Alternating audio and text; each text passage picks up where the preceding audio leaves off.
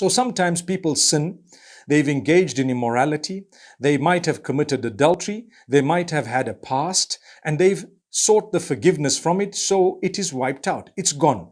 Don't doubt the forgiveness of Allah. But you need to know one thing.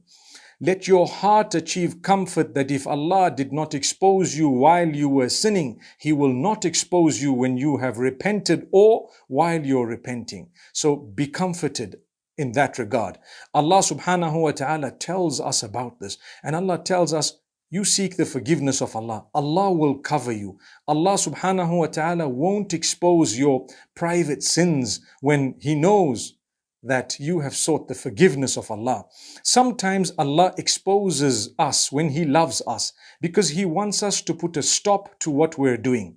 You have people who sometimes they're exposed to their own spouses, to their own children, to their family members, to their parents. That sometimes is a sign of the love of Allah.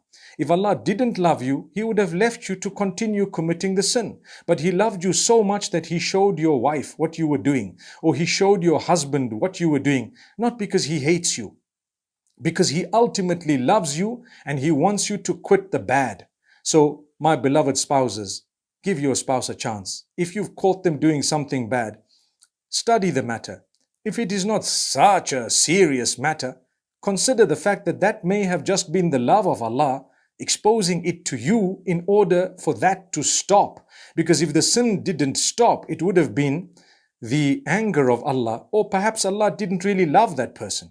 But because of the love of Allah, they were exposed. So don't look at exposure as though it is the end of the world. It could be the beginning of the beautiful life in the obedience of Allah after someone was sinning for years on end.